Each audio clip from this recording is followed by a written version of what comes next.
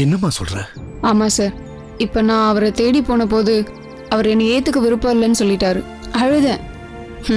விடுங்க சார், கல்யாணம் பண்ணிட்டு சந்தோஷமா வாழ்ற கொடுப்பன இல்லைன்னு ஆண்டவனே முடிவு பண்ணிட்டார் போல. கடைசி வரைக்கும் ஒரு நடிகையாவே வாழ்ந்துடுறேன் சார்.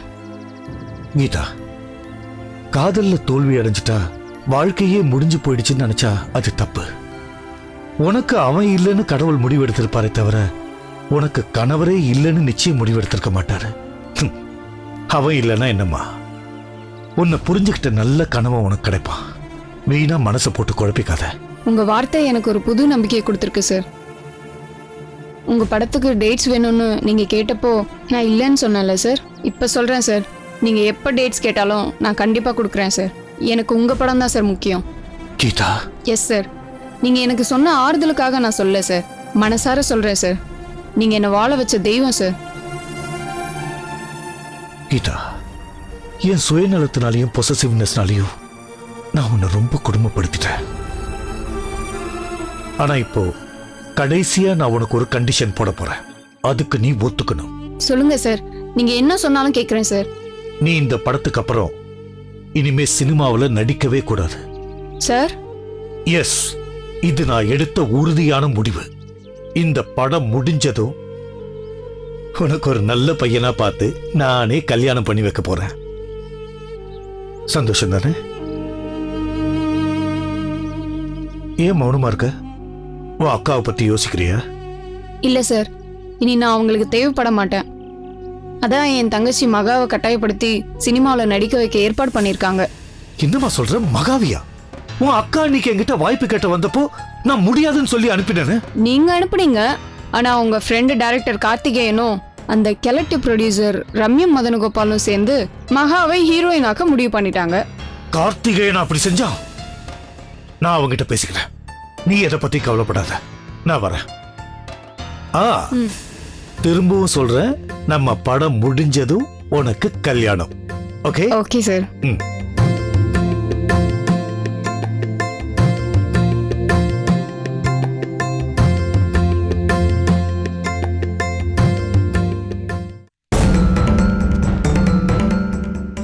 எக்ஸ்கியூஸ் மீ, இங்க மீனாட்சிங்கிறவங்க அட்மிட் ஆயிருக்காங்களா?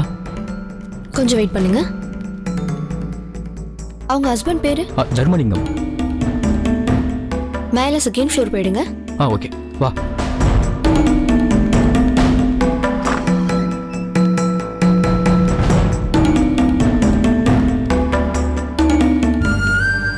நல்லா மூச்சை இழுத்து விடுங்க.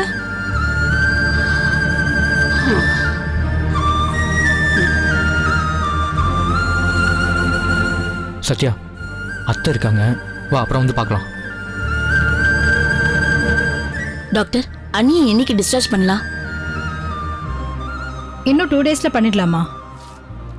இதுல டேப்லெட்லாம் எழுதியிருக்கேன், வாங்கி கொடுத்துருங்க. காலையில டிஃபன் சாப்பிட்டோன்னா டேப்லெட் கொடுத்துருங்க. சரி டாக்டர். ஏமா சாப்பிட மாட்டேன் மாத்திரை போட மாட்டேன்னா சின்ன பிள்ளை மாதிரி ஏமா அடம் பிடிச்சிட்டு இருக்கீங்க?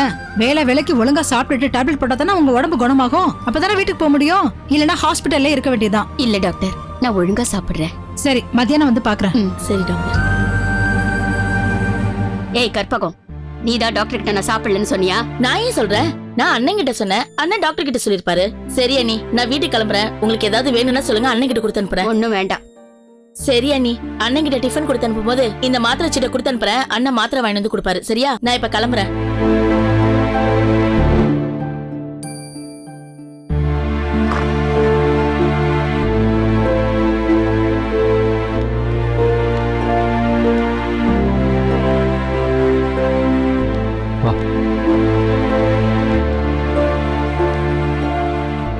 அம்மா,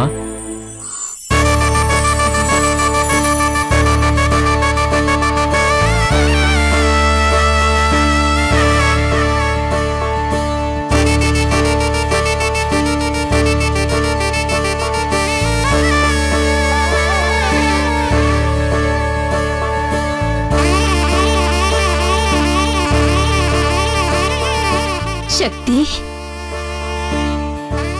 அம்மா விடுங்க, ஸ்ட்ரெயின் பண்ணிக்காதீங்கம்மா. எப்படிப்பா இருக்க? நாங்க நல்லா இருக்கோம்மா. நீங்க ஏமா இப்படி ஆயிட்டீங்க? நீங்க எப்படிமா இருக்கீங்க? உன்னை பார்த்துட்டல்ல, இனிமே என் உடம்பு தன்னால சரியா போயிடும். இப்பயே பாரு, இப்பவே நான் தெம்பாயிட்டேன். இவதாம்மா சத்யா. வணக்கம் அத்தை. தெரியும். இவ சின்ன பொண்ணா இருக்கும்போது ஒரு நாள் அவங்க அம்மா கூட சண்டையில பார்த்தேன். எங்களை ஆசீர்வாதம் பண்ணுங்க அத்தை. இருக்கட்டுமா, நல்லா இருங்க ரெண்டு பேரும். ஒருத்தருக்கு ஒருத்தர் விட்டு கொடுக்காம ஒத்துமையா சந்தோஷமா 16 பெற்று திருவாழ்வு வாழணும். அம்மா 16? அதுக்கு அரசாங்கம் அனுமதிக்காதுமா. டேய், நான் 16ன்னு சொன்னது 16 வித செல்வங்களை. அதான பார்த்தேன். ஏண்டா சக்தி, நீங்க ரெண்டு பேரும் கல்யாணம் பண்ணிக்கிட்டீங்க. அப்பா வந்து கூப்பிடும்போது வந்திருக்கலாம்ல. அவர் கூப்பிட்டது என்ன மட்டும்தான். என்னை நம்பி வந்தவளை விட்டுட்டு நான் மட்டும் எப்படிமா வர முடியும்? எங்களை பிரிக்கணுங்கிறது அப்பாவோட எண்ணம் மட்டும் இல்லை, இவ அப்பாவோட எண்ணமும் அதுதான். அதனால தான் நான் வரமாட்டேன்னு சொன்னேன். ஆமா அத்தை, இவர் சொல்றது உண்மைதான். அது மட்டும் இல்லாம நாங்க ஓடி போனது திருட்டு கல்யாணம் பண்ணிக்கிறதுக்காக இல்ல. விஷயம் கேள்விப்பட்டு 2 குடும்பம் மோதிக்கிட்டாலும் கடைசியில சமாதானமா போயிடுவாங்க. அதுக்கப்புறம் பெரியவங்க சம்மதத்தோட 2 பேரும் கல்யாணம் பண்ணிக்கலாங்கிற முடிவோட தான் ஓடி போனோம். அப்பாவும் இவ அப்பாவும் ஆரியபோஷ அங்கிள் வீட்டுக்கு தேடி வந்தாங்க. அதுக்கப்புறம் தான் நாங்கள் கல்யாணம் பண்ணிக்கணுங்கிற முடிவே எடுத்தோம். ஏன்னா சட்டப்படி நாங்கள் 2 பேரும் கணவன் மனைவி ஆயிட்டா அதுக்கப்புறம் யாருனாலையும் எங்களை பிரிக்க முடியாது இல்லம்மா. நீங்க கல்யாணம் பண்ணிக்கிட்டதுல எனக்கு கொஞ்சம் கூட வருத்தம் இல்ல. கல்யாணம் ஆனதுக்கு அப்புறமும் உங்களை பிரிச்சே தீர்வேன்னு கோவப்பட்டு கத்துனதுனாலதான் எனக்கு உடம்புக்கு முடியாம போயிடுச்சு. சாரிம்மா, உங்களுக்கு இப்படி ஆனதுக்கு நான் தானே காரணம். சக்தி, உன்னை பார்த்துட்டல்ல, நாளைக்கே பாரு, பழையபடி எல்லா வேலையும் செய்வேன். ஆமா, நான் ஹாஸ்பிட்டல்ல இருக்கிறது உனக்கு எப்படி தெரியும்? அப்பா ஏதாவது ஃபோன் பண்ணாரா? பண்ணி கிழிச்சாரு. அவருக்கு பிடிவாதமும் வரட்டு கௌரவமும் தானே முக்கியம், நானா முக்கியம்? அப்போ வேற யார் சொன்னது? ஞானகுமாரன் மாமா. கற்பகம் வீட்டுக்காரா? ஆமாம்மா. அவருக்கு எப்படி தெரியும்? நானும் இவளும் சென்னையில் கோயிலுக்கு போயிட்டு வரும்போது எதிரில் மாமா காரில் வந்துட்டு இருந்தாரு. நான் அவரை பார்க்கல, ஆனால் அவர் தான் என்னை பார்த்து கூப்பிட்டு பேசினாரு. அத்தை இன்னும் அவரை புரிஞ்சுக்கலன்னு வருத்தப்பட்டாருமா. என்ன செய்யறதுப்பா, அவர் மேலேயும் தப்பு இருக்கு. நடுவுல ஒரு நாள் நம்ம வீட்டுக்கு அவர் வந்திருந்தாரு. உங்க அத்தை அவர் கூட வர சொல்லி கூப்பிட்டிருக்காரு. அவ குணம்தான் உனக்கு தெரியுமே. அண்ணனை போலவே திமிரா பேசிட்டா. முடியாதுன்னு மறுத்திருக்கா. தெரியுமா, சொன்னாரு. சரிப்பா, நீங்க 2 பேரும் கிளம்புங்க. அப்பா டிஃபன் எடுத்துட்டு வர நேரம் ஆயிடுச்சு. உங்களை இங்க பார்த்தாரு, அடுத்த நிமிஷமே உன்னை இவகிட்டேந்து பிரிச்சிடுவாரு. அதுக்கு நான் சம்மதிக்கணும்ல. டேய், இது சென்னை இல்ல, இது அவரோட ஊரு. இங்க அவர் வச்சதுதான் சட்டம்னு உனக்கு தெரியாதா? முதல்ல இந்த ஊரை விட்டு கிளம்புங்க. அதே மாதிரி இவ ஊருக்கும் போகாதீங்க. அங்கேயும் உங்களுக்கு ஆபத்து தான். தெரியும் அத்தை, நாங்க அங்க போறதா இல்ல. என்ன அம்மாவையும் தங்கச்சியும் தான் பார்க்கணும்னு ஆசையா இருக்க. ஏய் சத்யா, என்ன இது? அழாதம்மா. சக்தி, உனக்கு என்ன பார்க்கணும்னு ஆசை இருக்கிற மாதிரி அவளுக்கு அவ அம்மாவை பார்க்கணும்னு ஆசை இருக்காதா? சத்யா, உன் வேதனை எனக்கு புரியுதுமா. ஆனா என்ன செய்யறது, நிலைமை அப்படி இருக்கு. பரவாயில்ல அத்தை, உங்களை பார்த்துட்டல, அதுவே போதும். சரிம்மா, நாங்கள் கிளம்புறோம். ராத்திரி 8 மணிக்கு தான் எங்களுக்கு பஸ்ஸு. போகிறதுக்கு முன்னாடி உங்களை ஒரு தடவை வந்து பார்த்துட்டு போகிறோம். எதுக்குப்பா? யாராவது பார்த்தா பிரச்சனை ஆயிட போகுது. அதெல்லாம் ஒன்றும் ஆகாதுமா, நான் பார்த்துக்கிறேன். சரிம்மா, உடம்பு பார்த்துக்க. பார்த்து பத்திரமா போயிட்டு வாங்க. போயிட்டு வர அத்தை, உடம்பு பார்த்துக்கோங்க. சரிம்மா, பார்த்து போயிட்டு வாங்க.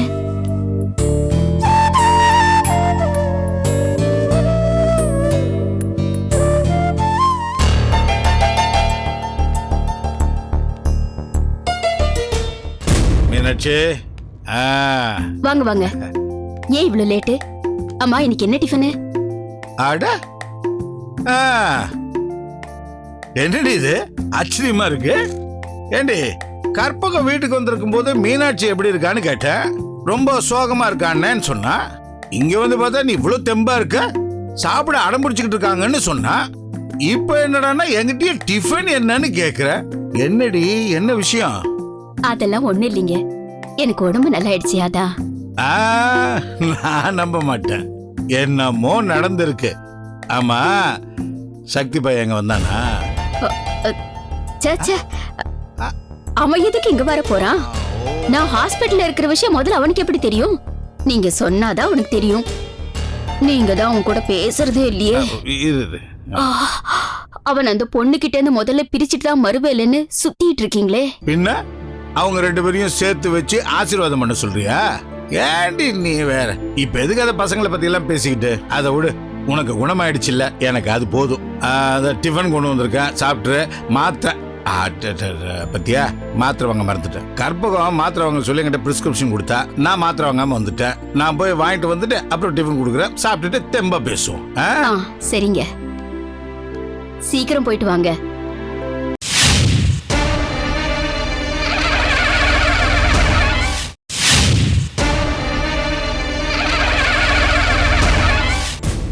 இந்த பார் வக்கீலே, அந்த சப் கலெக்டர் என்னை எப்படியாவது உள்ள தள்ளணுங்கிற முடிவோடு இருக்கான்.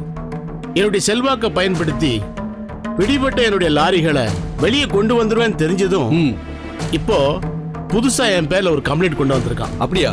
என்ன கம்ப்ளைண்ட்? அவர் புள்ளைய எவனோ கடத்திருக்கான். நான் தான் கடத்திருப்பேன்னு சந்தேகப்பட்டு போலீஸ்ல சொல்லியிருக்கான். போலீஸ் வந்து என்ன விசாரிச்சுட்டு போறாங்க. சார், உங்களை ஒன்று கேட்டா தப்பா நினைச்சுக்க மாட்டீங்களா? ஒருவேளை நீங்களே அந்த சப் கலெக்டரை பிளாக்மெயில் பண்றதுக்காக அவர் மகனை... என்ன அறிவு கெட்டதுமா பேசுற? ஏற்கனவே என் மேல கோர்ட்ல கேஸ் நடந்துகிட்டு இருக்கு. இந்த சமயத்துல இந்த வேலையை செஞ்சா என் மேல தானே சந்தேகம் வரும். தபார், எவ்வளவு செலவானாலும் பரவாயில்ல, கேஸ் நமக்கு சாதகமா முடியணும். எல்லாரும் இங்கே வெளியில வரணும். தப்பு பண்ணது அந்த சப் கலெக்டர்னு கோர்ட்ல தீர்ப்பு வந்து அவனை வேலையை விட்டு சஸ்பெண்ட் பண்ணணும். தபார், உன்னால முடியலன்னா சொல்லு, நான் டெல்லியில இருந்து பெரிய வைக்கல கூப்பிடுறேன். ஆமா ஆமா, நீங்க செஞ்ச வேலைக்கு டெல்லியில இருந்து மட்டும் இல்ல, இந்தியாவில இருக்க எந்த வக்கீல கூட்டிட்டு வந்தாலும் தப்பிக்க முடியாது. பேசாம செஞ்ச தப்ப ஒத்துக்கங்க, அதான் உங்களுக்கு நல்லது. அதாவது நான் தப்ப ஒத்துக்கிட்டு நான் ஜெயிலுக்கு போய் கம்பி எண்ணணும் அப்படின்னு சொல்றியா? புருஷனுக்கு ஒரு ஆபத்துனா காப்பாத்துறவதான் பொண்டாட்டி. இங்க என்னடா எல்லாம் தலைகீழா இருக்கு. வக்கீலு, இன்னும் கொஞ்ச நேரம் நீ இங்க இருந்தேன்னா உன் மனசையே மாத்தி உன்னையே எனக்கு எதிராக வாதாட வச்சிருவா இவ. நீ கிளம்பு கிளம்பு. உனக்கு ஏதாவது பணம் வேணா மத்தியானம் ஆபீஸுக்கு வா, வந்து வாங்கிட்டு போ. ஓகே சார், நான் வரேன். இங்க பாருங்க, நீங்க பண்றது கொஞ்சம் கூட நல்லா இல்லைங்க. நீங்க நல்லவர் நம்பி எங்க மணல் வியாபாரத்தையும் லாரிங்களையும் உங்களை நம்பி ஒப்படைச்சாரு. ஆனா நீங்க அவர் இருக்கிற வரைக்கும் நல்லவர் மாதிரி நடிச்சிட்டு இப்போ உங்க புத்தியை காட்டுறீங்களே. வேற என்ன பண்றது? நான் மட்டும் அப்படி நடந்துக்கலனா இந்த பிசினஸ் எனக்கு கிடைச்சிருக்குமா? இந்த வீடு வாசல் தோட்டம் துறவுன்னு நம்ம வசதியா வாழவும் முடியாது. கரெக்டா சொன்னீங்கப்பா. நம்ம அம்மாக்கு எங்க இதெல்லாம் தெரிய போகுது? வாடியம்மா வா. ஏற்கனவே அவர் பண்றதுதான் சரின்னு சொல்லிட்டு இருக்காரு, இதுல நீ வேற வந்து ஜல்ரா போடுறியா? எவ்வளவு பணம் வேணும்னு ஐஸ் வச்சுக்கிட்டு இருக்க? பாருங்கப்பா, இவ கிடக்குறாமா.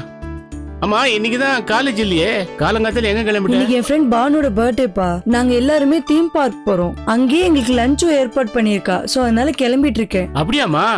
Very good very good. அது சரி, ஃப்ரெண்டுக்கு பர்த்டேன்னு சொல்ற, gift வாங்கி கொடுக்க வேண்டாமா? வெறுங்கையோட போற? ஆமா, பெரிய பிறந்த நாள். இதுங்க குழந்தை பாரு, பர்த்டே கொண்டாட. எல்லாத்துக்கும் கடாமாடு வயசு ஆகுது. இதுங்க பர்த்டே கொண்டாடுறதே தப்பு, இதுல gift வேறயா? அதெல்லாம் ஒண்ணு வேணாம். அது எப்படி? இவ வேற யாராவது ஒருத்தன் பொண்ணா இருந்தா நீ சொல்றது சரி. இவ யாரு? சேதுபதியோட பொண்ணு. இவ வெறுங்கையோட போனா என் கௌரவம் என்ன ஆகுறது? நானும் அதான்ப்பா நினைச்சேன். ஒரு பெரிய gift வாங்கிட்டு போலன்னா நம்ம கௌரவமே போயிடும். நாமளே நம்ம கௌரவத்தை விட்டு கொடுக்கலாமாப்பா? ஆமா, பெரிய கௌரவம். நம்ம குடும்ப கௌரவம் தான் கோர்ட்டு கேஸ்னு சிரிப்பா சிரிக்குதே. நீ ஏன்டா பேச மாட்ட? லட்ச லட்சமா செலவு பண்ணி உன்னை இன்ஜினியரிங் படிக்க வச்ச பாரு. நீ இதுவும் பேசுவ, இதுக்கு மேலேயும் பேசுவ. நந்தினி, அப்பா நீ என்ன பண்ற? ஒரு 5000 ரூபாய்க்கு பெரிய நல்ல கிஃப்டா வாங்கி உன் ஃப்ரெண்டுக்கு பிரசன்ட் பண்ற. அம்மா, உன் அக்கௌண்ட்ல பணம் இருக்குல்ல? இல்லப்பா, மினிமம் பேலன்ஸ் தான் இருக்கு. என்னடி சொல்ற? 10 நாள் முன்னாடி கேட்கும் போது 7000 ரூபாய் இருக்குன்னு சொன்ன, இப்ப இல்லங்கற. அது இருந்துச்சு, ஆனா இப்போ பரவாயில்லம்மா. நான் வந்து ஆபீஸுக்கு ஃபோன் பண்ணி சொல்லிடுறேன். நீ மேனேஜர்கிட்ட போய் பணம் வாங்கிட்டு போ. என்ன ஓகே? ஏமா, பிரேக்ஃபாஸ்ட் சாப்பிட்டியா? இல்லப்பா. சாப்பிட்டுப்பா, போய் சாப்பிடு. ஓகேப்பா, பை பை. பை. அப்பா, எனக்கு அர்ஜென்ட்டா ஒரு 20000 ரூபாய் பணம் வேணும். 20000மா? எதுக்கு? அவ கேட்டா மட்டும் வாரி வாரி கொடுக்குறீங்க, நான் கேட்டா எதுக்குன்னு கேக்குறீங்க? இத பார், அவ என்ன புரிஞ்சுக்கிட்டு நடக்கிறா. அவ எவ்வளவு கேட்டாலும் நான் கொடுப்பேன். ஏன்னா என் கௌரவம் கோர்ட்டு கேஸ்ன்னு சிரிப்பா சிரிக்குதுன்னு சொன்னல, அப்புறம் என் பணத்தை மட்டும் எதுக்கு கேக்குற? உங்களால தர முடியுமா முடியாதா? இத பார், என் கூட ஒத்து வந்து என் வியாபாரத்தை பாத்துக்கிறேன்னு சொல்லு. நீ எவ்வளவு பணம் கேட்டாலும் நான் தரேன். ஆமா, நான் தெரியாம தான் கேக்குறேன். நீ இன்ஜினியரிங் படிச்சுட்டு என்ன பண்ணிட்டு இருக்க? சும்மா தண்டத்துக்கு ஊர் சுத்திட்டு இருக்க. கேட்டா நான் இதை செய்ய போறேன் அதை செய்ய போறேன் வாய்ஸ் ஓடால் விடுறேன். வாய்ஸ் ஆர்டர் இல்ல, என் லட்சியத்துக்கான வேலையை நான் ஏற்கனவே ஆரம்பிச்சிட்டேன். சீக்கிரத்துல என்னோட முழு திறமையை பார்த்து இந்த உலகமே வியக்க போகுது. அப்ப நான் யாருன்னு புரிஞ்சுப்பீங்க. இதை தாண்டா வாய்ஸ் ஓடாலும் சொல்றது. முதல்ல செஞ்சு காட்டு, அப்புறம் நான் ஒத்துக்கிறேன். ஓடா போய் பொழைக்கிற வழியை பாரு. நான் வரேன். டேய் அஸ்வின், சாப்பிட்டு போடா. இந்த வீட்ல நான் சாப்பிட மாட்டேன். அப்படி சாப்பிட்டா அதுக்கு ஒரு பில்ல போட்டு காசு கேட்பாரு. டேய் அஸ்வின், நில்லுடா, சொன்னா கேளுடா. என்னங்க நீங்க பண்றது கொஞ்சம் கூட நல்லா இல்லைங்க. அவனும் உங்க பிள்ளை தானே. ஒரு கையில வெண்ணையும் ஒரு கையில முள்ளையும் வச்சு பார்க்காதீங்க. அந்த முள்ளே உங்க கண்ணை ஒரு நாள் குத்திடும்.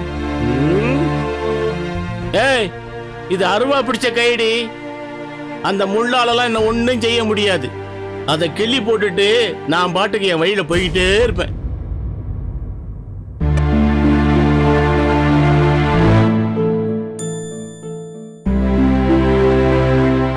மம்மி மம்மி அழுவதீங்க மம்மி. அண்ணி ப்ளீஸ் ஃபீல் பண்ணாதீங்க, நீ வந்துருவா.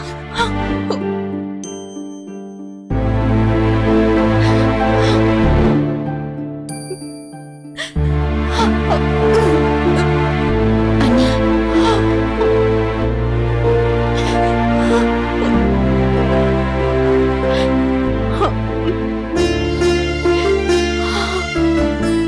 மா, அழுதுகிட்டே இருக்காதுமா. வருணுக்கு ஒன்றும் ஆகாது. அவன் பத்திரமா திரும்பி வந்துடுவான். நீ அழாம இரு. ஆமா, என் வருண் காணாம போன நாள்ல இருந்து இது வரைக்கும் இதையே தான் சொல்லிட்டு இருக்கீங்க. சென்னையோட சப் கலெக்டர் நீங்க. நம்ம பிள்ளைக்கு இந்த கதின்னா மத்தவங்களுக்கு எல்லாம் என்ன கதிங்க? ஆமா, அந்த போலீஸ் என்னதான் செஞ்சிட்டு இருக்காங்க? பாருமா, போலீஸை பொறுத்த வரைக்கும் பெரியவங்க சின்னவங்கன்னு யாருமே கிடையாது. அவங்கள பொறுத்த வரைக்கும் எல்லாருமே ஒண்ணுதான். அதனால்தான் அவன் இன்னைக்கு வாளை சுட்டிட்டு உட்காந்துருக்கான். தப்பி தவறி யாராவது வாள் ஆட்டினா அவனுக்கு வாளும் இருக்காது, ஆளும் இருக்க மாட்டான். போலீஸ் இப்போ ஃபுல் ஃபோர்ஸ்ல வரும்னு தேடிட்டு இருக்கு. கூடி சீக்கிரத்திலேயே ஒரு நல்ல செய்தி வரும். நீ தைரியமா இருமா. போதுங்க, உங்க ஆறுதல் வார்த்தையை கேட்டு கேட்டு நான் அழுத்து போயிட்டேன். எனக்கு என் வருண் வேணும். ஆமா டாடி, வருடல வரனே, இனிமே நான் சாப்பிடவே மாட்டேன். இப்ப நீ வேற ஆரம்பிச்சிட்டியா?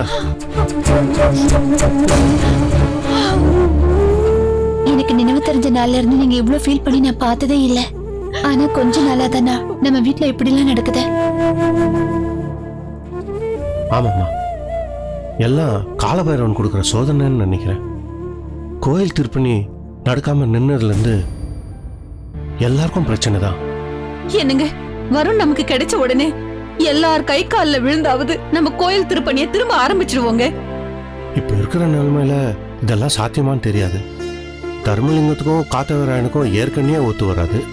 இப்ப என்னடா அவங்க பசங்க ஓடி போய் கல்யாணம் பண்ணதுல இருந்து கீரியும் பாம்பா ஆயிட்டாங்க. அந்த காலபைரவனே நேரம் வந்தா கூட அவங்க 2 பேரும் காம்ப்ரமைஸ் ஆயிடுவாங்களான்னு சந்தேகம்தான். பாப்போம். நீங்க இருங்கண்ணா, நான் பார்த்துட்டு வரேன்.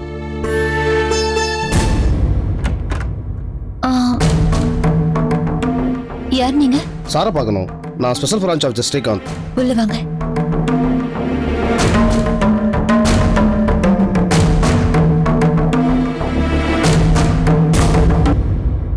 சார், நான் ஸ்பெஷல் பிரான்ச் ஆஃப் ஸ்ரீகாந்த்.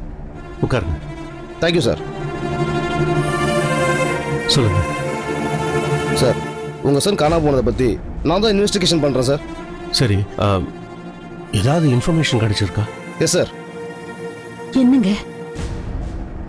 என்னது சார்? ஒரு சின்ன கிளாரிஃபிகேஷன். நீங்கள் என் கூட வரணும். எங்கே போகணும்? ஹாஸ்பிட்டலுக்கு சார்.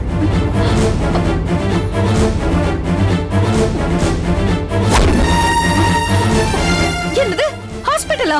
ஐயோ, என் வருணுக்கு என்னாச்சு? என்னங்க, வாங்க உடனே ஹாஸ்பிட்டல் போலாம். மேடம், நீங்க வேணாம், சார் வந்தா போதும். எதுக்கு என்ன வேணும்னு சொல்றீங்க? ஏன் என்ன வர வேணும்னு சொல்றீங்க? மேடம், நீங்க வர வேண்டிய அளவுக்கு அவசியம் எதுவும் இல்லை.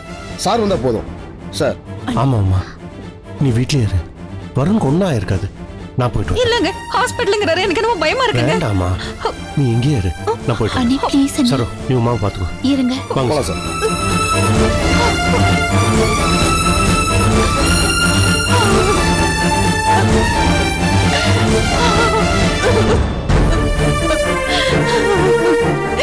கடவுளே என்ன நடக்குதுன்னு எனக்கு தெரியலையே. ஆனா கால பைரவா, உன்னோட கடமை என் பையனை என்கிட்ட கொண்டு வந்து சேர்த்துடுற. எங்களோட கடமை உன்னுடைய கோயில் திருப்பணிய நாங்க சிறப்பா செய்யறோம். கைவிட்டுறாத கால பைரவா.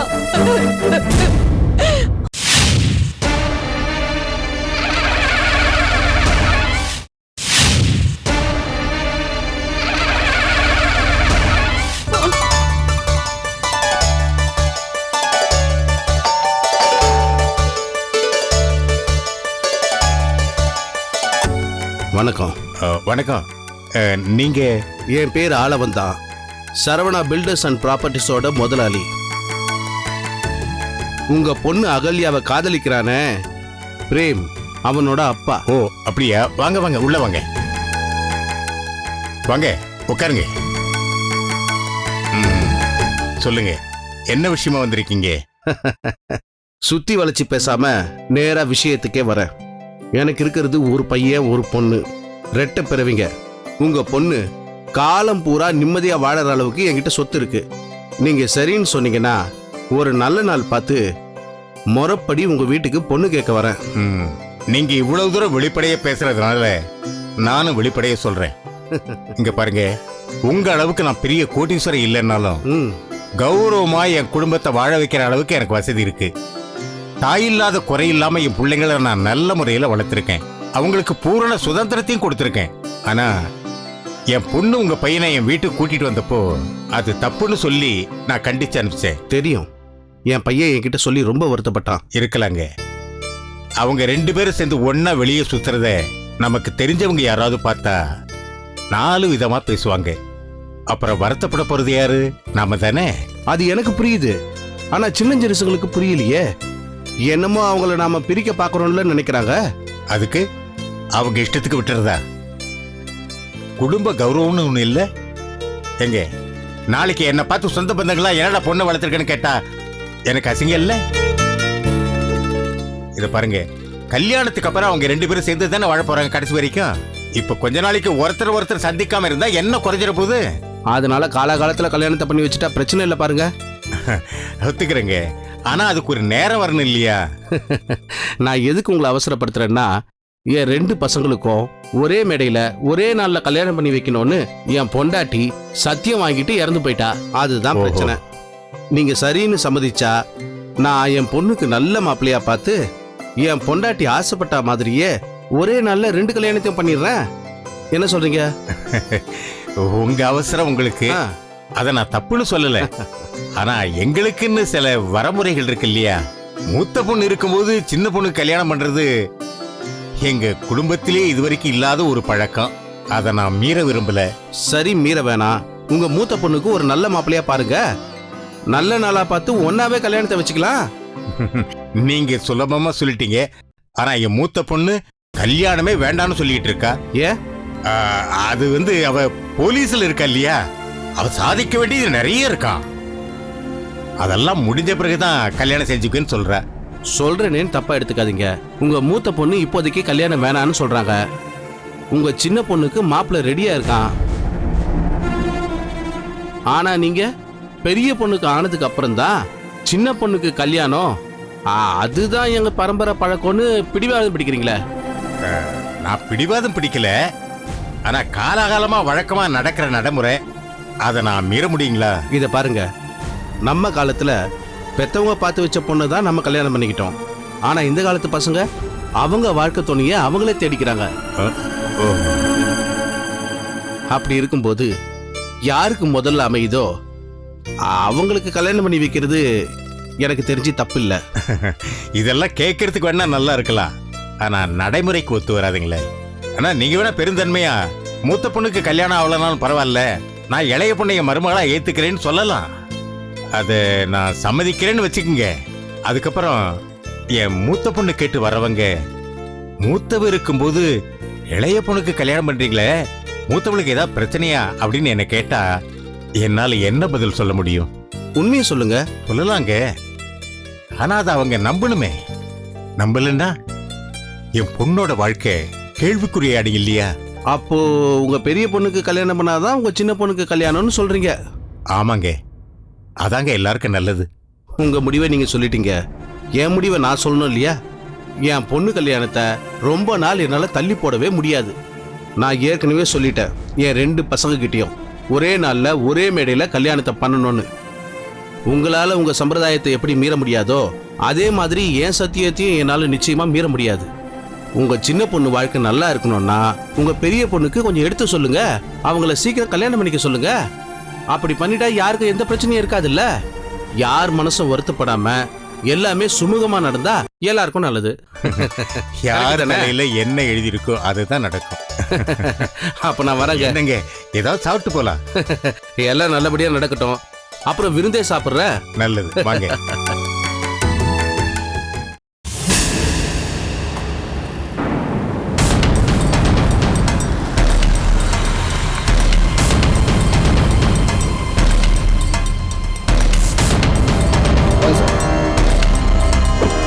மிஸ்டர் ஸ்ரீகாந்த், வரும் கொண்டு சீரியஸா இல்லையா? சார், நீங்க ஒரு அரசு அதிகாரி, யதார்த்தம் தெரிஞ்சவர், பாட்டப்படாதீங்க ப்ளீஸ். என்ன பேசுறீங்க நீங்க?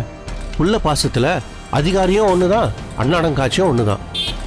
உங்க நிலைமை எனக்கு புரியுது. ப்ளீஸ் வாங்க சார்.